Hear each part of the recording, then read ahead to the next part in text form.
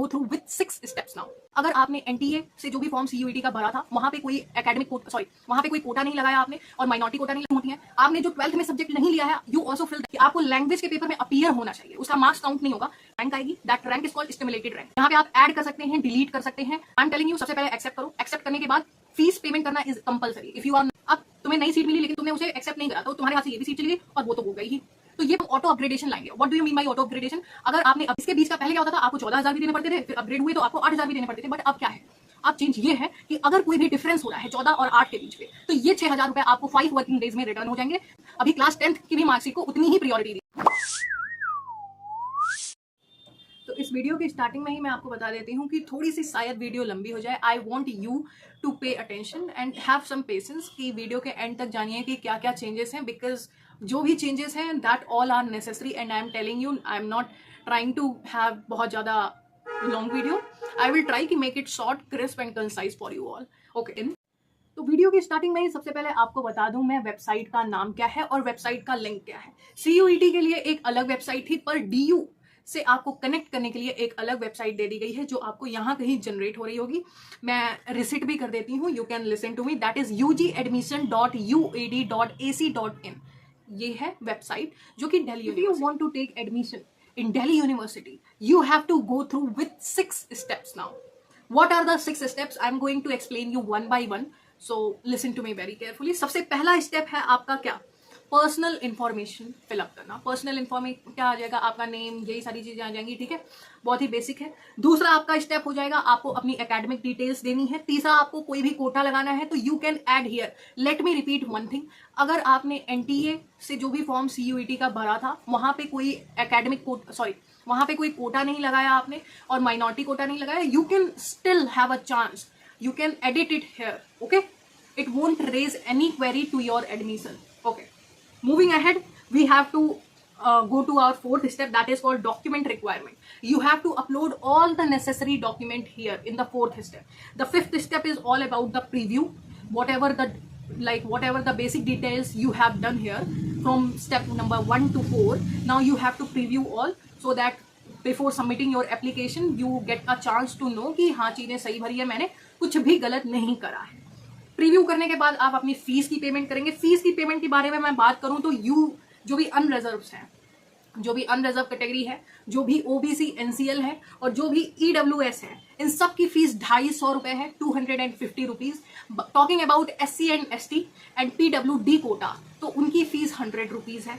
Okay, apart from this थोड़ी सी fees और बढ़ जाएगी। अगर आप ईसीए कोटा लगा रहे हो तो 100 रुपीज एक्स्ट्रा एड ऑन हो जाएंगे। उसमें आपको कोई प्रैक्टिकल देना है स्पोर्ट्स में तो 400 रुपीज और एक्स्ट्रा एड हो जाएंगे, जो कि आपको यहाँ कहीं डिस्प्ले हो रहा होगा। You can easily go through with this. Okay, talking about कि क्या ऐसी चीज है जो मैंडेटरी है, जो चेंज नहीं हो सकती, that is one thing only, name, photo, signature.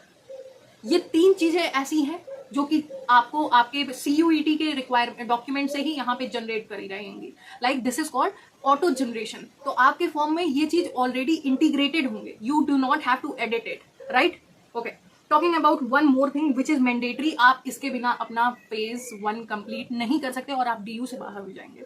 आपको अपना एप्लीकेशन नंबर पता होना चाहिए। एप्लीकेशन नंबर हर जगह आपको मिल जाएगा, आपके सीयूईटी फॉर्म पे लिखा होगा, आपने जो भी जब भी ईमेल जो दिया होगा उस ईमेल पे आपके आया होगा, तो you can easily get it. Okay, talking about next, what is again like Haneet Gandhi ma'am has quoted this line twice और thrice कि सब्जेक्ट मैपिंग में सबसे ज्यादा गलतियां होती आई हैं और होती रहेंगी। उनको ये भी पता है, सबको पता है कि सब्जेक्ट मैपिंग में गलतियां होती हैं। गलतियां क्यों होती हैं? आपने जो 12th में सब्जेक्ट नहीं लिया है, you also fill that subject in this, you also appear for CUET. Like if you haven't taken biology in class 12th and you are appearing for biology paper in CUET, that is totally unacceptable. So you need to be very careful while subject mapping in this procedure. Subject mapping is like most of the crucial part and you need to be very very careful here. Okay,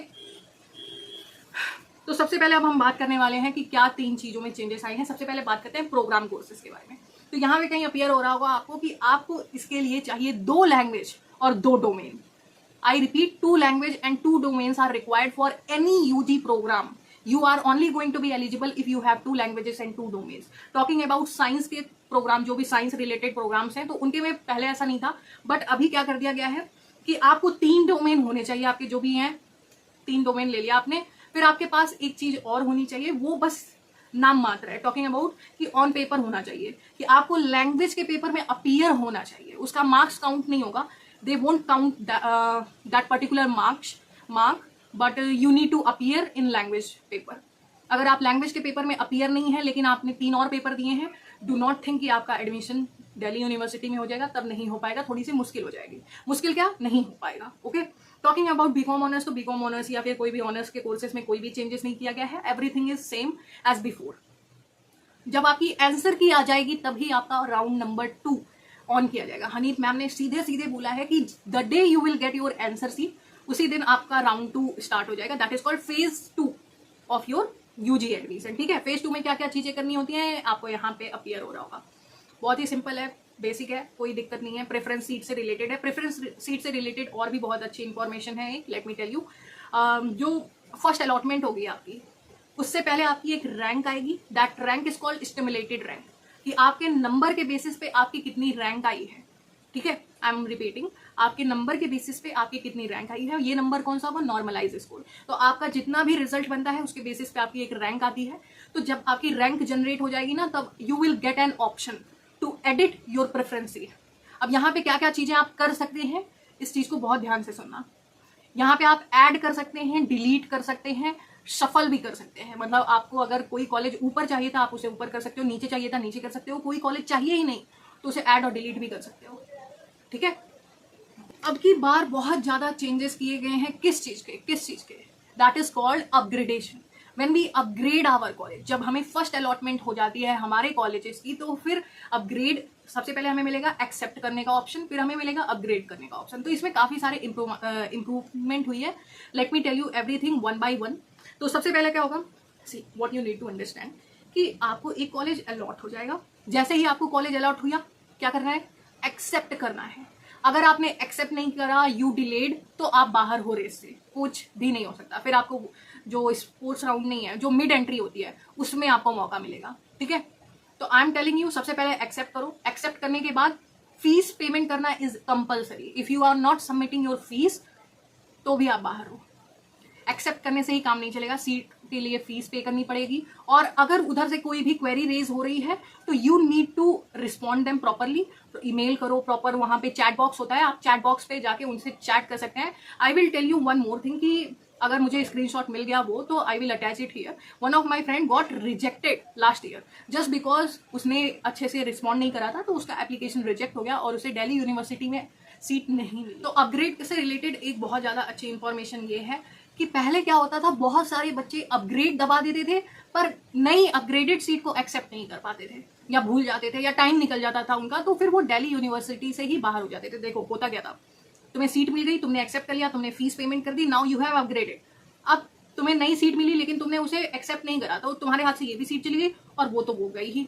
तो ये पहले होता था, जिसकी वजह से काफी सारे बच्चों का बहुत लॉस हो जाता था। तो this time what they have improved, they have said कि अब की हम ऑटो अपग्रेडेशन लाएंगे। What do you mean by auto upgradation?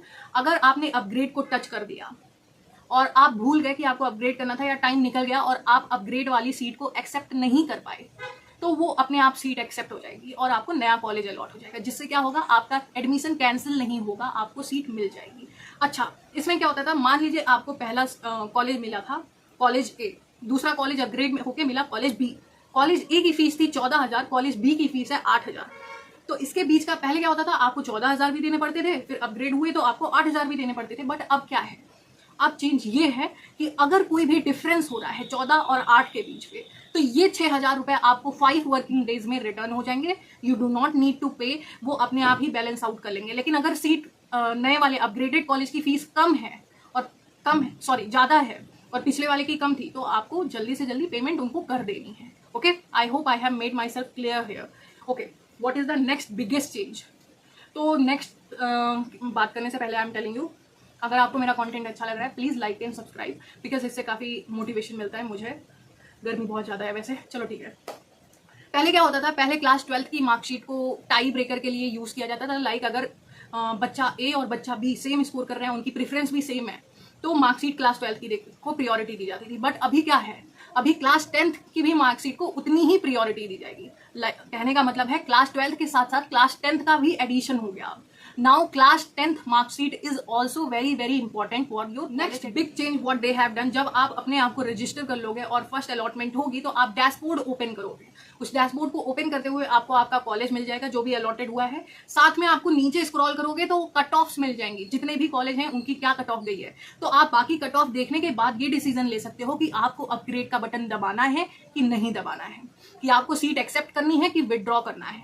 ये सारी चीजों का डिसीजन आप अपने दम पे ले सकते हो, क्योंकि अब वहां पे उनको कट ऑफ में आपके डैशबोर्ड पे आपको कट ऑफ दिखाई। Biggest announcement of this time is कि आपको अगर अपना एडमिशन सिक्योर करना है डीयू में, अगर आपको लगता है कि आपने किसी भी वजह से आपका पेपर छूट गया, आप पेपर नहीं दे पाए, या आपको लगता है कोई डॉक्यूमेंट में गलती है, या आपको थोड़ा भी पॉसिबिलिटी लग रही है कि डीयू के रेगुलर कॉलेज में एडमिशन नहीं मिल पाएगा, तो what is the biggest announcement they have done.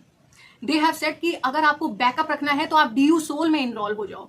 DU soul में इनरोल हो गए और अगर आपको रेगुलर में एडमिशन मिल गया तो आपकी सारी की सारी फीस रिफंड हो जाएगी, सिर्फ 500 रुपए काट के। I am repeating myself again, they will take 500 rupees as their compensation fees or whatever, but they will refund your entire fees to you and you can take admission in DU regular, not sole. The most important tip what I want to give to you कि जो भी आप email address डालने वाले हो अपने CSAS portal पर और जो भी CUET UG पे डाला है, उस ईमेल पे बहुत ज़्यादा एक्टिव रहना इज योर रिस्पॉन्सिबिलिटी, क्योंकि जो भी अलर्ट्स अपडेट क्वेरी आएंगी वो हो सकता है कि आपके ईमेल पे जनरेट हो। तो you need to be very respondent to all of them so that you can secure your seat in DU, and wishing you all of the best.